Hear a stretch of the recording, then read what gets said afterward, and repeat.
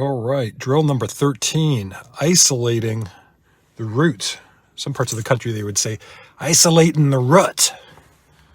But not the part of the country that I grew up in. So this particular drill is defined as we are to identify all of the root letters of each verb in a verse, in a posuk.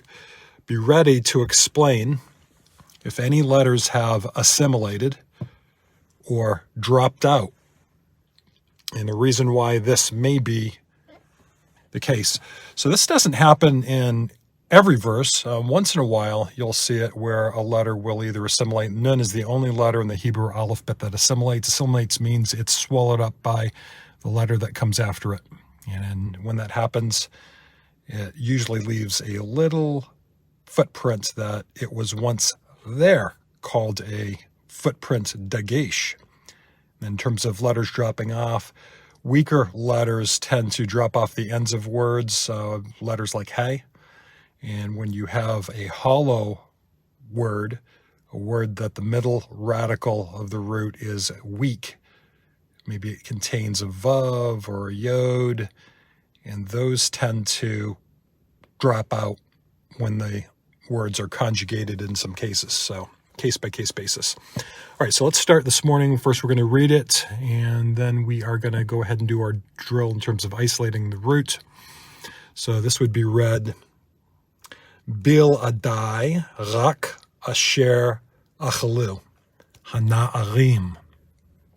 Try that again. Bil adai rak asher achalu hana'arim. V'chelech ha'anashim. Pause. Asher halachu iti. Pause. Aner eshkol umamre Haim Yehu Chelkam.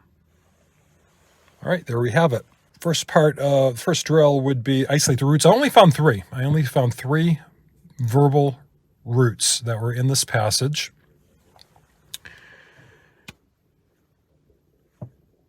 And let's go ahead and translate. So, biladai, that word is not used that many times in Tanakh, but essentially means except. Can have some other shades of meaning. In this verse, it means except, or like but for. So except rak, that means only, except only what they ate. Now understand the immediate context. Abram is having a discussion with the king of Sodom. He's saying to the king of Sodom, I don't want to take anything from you. I don't want to take a thread, not a shoestring. The only thing that I'm going to take of the booty, of the plunder, has to do with what they ate, who ate. Ha-na'arim. Na'ar is a young boy. It could be anywhere from, I could give an exact age. Usually it means from puberty on up to manhood. So it could be guys that are in their late teens, early to mid-20s. So these are the young men that were with him that fought the battles of those kings to retrieve Lot and the booty.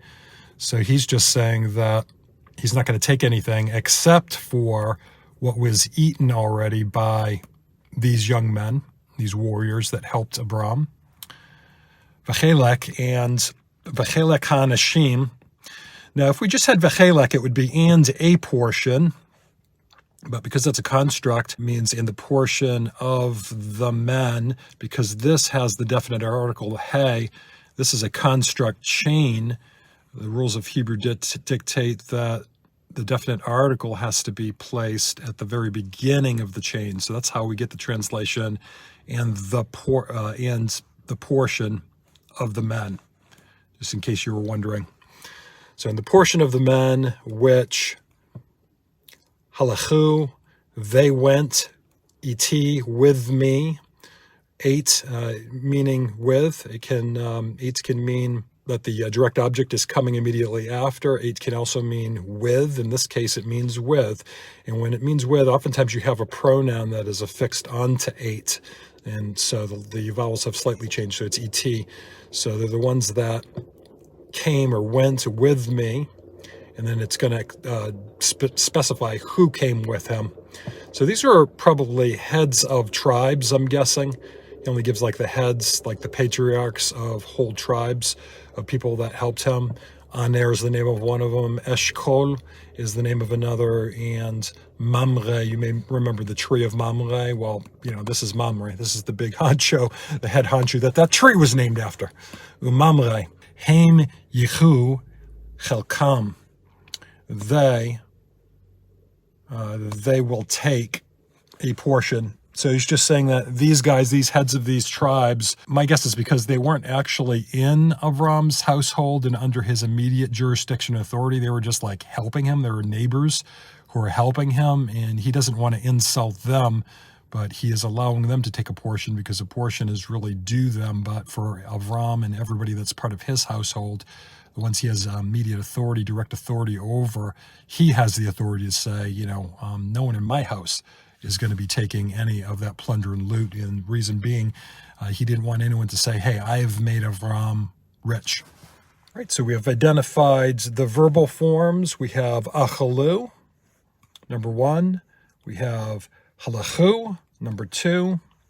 Where's halachu? Halachu, number 2. Yichu. I mean, you could say technically yik-hu, but when you say it really fast because of how those letters collide with one another, all you get is yichu. Yichu. So the kof is not even really pronounced or pronounceable in this particular word, if that makes any sense. So you're just getting the sound of the chet is swallowing up the preceding sound of the kof. So yichu. Yehu. All right, let's look at the lexeme. What is a lexeme? Lexeme is when you look up a word in the Hebrew, any Hebrew lexicon, there's a standard way by which all of the entries are listed, and it is called the lexeme. It is the most basic form of a verbal form. It is the kal form, so the light form. Kal being light. And if there's a verb that is in another binyan, let's say the PL, that would be an intensification of the kal. And then you've got pual, that's passive. Hifil would be causative, like cause to eat. And so those are all more gourmet types of words, not the most basic binyan, the most basic stem. So I'm trying to explain, can be challenging trying to explain stems to students, but hopefully you'll get the point. So what you'll see more times than not, typically, is a kametz under the first consonant and a patak under the second one. So achal means literally he ate. Halach means literally he went or he walked. Lakach means he took. So these words, now this is the verbal root, the basic root of these, as it is here and how they've been conjugated and had pronouns added onto the ends of them, like achalu literally means they ate, past tense, or completed action. Halachu, they went or they walked, completed action. Yichu, they will take. So notice what's different, like that's got a shuruk on the end, shuruk on the end, shuruk on the end, but why is that imperfect and completed action in the future? It's because of that yod. So the yod, when the yod appears before the verb and then a shuruk appears at the end of a verb, that is the sign of third person masculine plural imperfect. So they will do something. They will do something. So this is they did something. They did something. They ate. They walked or they went. This is they will do something. So I need you to see the difference there, because at some point here we have to start to get a handle on pronominal suffixes, what they look like, so that we can begin to recognize those. Next page. All right, so this would be drill number 15, translation, and then translation comparisons. We haven't really done much of the comparisons. I was kind of looking over my 16 drills for accelerating your Hebrew reading development, and I noticed that 15, we haven't done much 15. We have done some translation for sure, but we've not taken the time to actually compare our translations. So I thought that would be fun, and I don't want any of the drills to get sidelined or left out. And I have a tendency, because of human nature, just to go to the drills that are easier to prepare or that we've done more of and they're more common. And some of these can take a lot more time just in terms of preparing layouts, which is fine. I delight to do that. All right, so what is drill number 15? Drill number 15 is for us to perform a personal, underline personal translation of a verse, and then compare this with 3 or 4 standard literal translations of the same verse using, this is just an example, BibleHub.org. And then see how your translation differs from that of the Bible scholars and translators. So this is important, and this can be kind of fun, and it can be helpful. Now, I want to encourage you, don't approach this like perfectionistic, like you have to get come up with a perfect translation, or if you don't, like you're bad or that you failed. So we can actually be very enlightened by just looking at translations. And even someone that doesn't know Hebrew, isn't studying Hebrew, doesn't even have an interest in studying biblical classical Hebrew, they could always readily get out a dozen or more translations and just compare them. That will tell you where the rub is. That will tell you where things are not as crystal clear as you like them to be in the Hebrew, and that's why the translators are coming out with different meanings. All right, so I didn't see anything too crazy or radical in comparing the translations, but we're just going to go through this. So Sparky's Little Translation, you probably haven't heard of that. Sparky's Literal Translation. I'm Sparky, by the way. So my last name is Sparkowich, and I have a long family history of people calling family members Sparky. So not Sparky the dog, though. Sparky the Hebrew teacher. So Sparky's Literal Translation, this is what I came up with. Except only what the young men ate and the portion of the men who went with me, Aner, Eshcol, and Mamre. They will take their portion. So really I want to focus on the only thing that I saw that was really different in the verses. They will take their portion. That sounds kind of authoritative.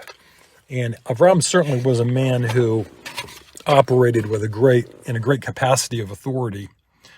And he had the respect of his whole household, but also the neighbors there. And so I'd like you just to compare my translation with, this is a literal translation, New King James Version, very good literal translation. Better than the King James, it's been updated.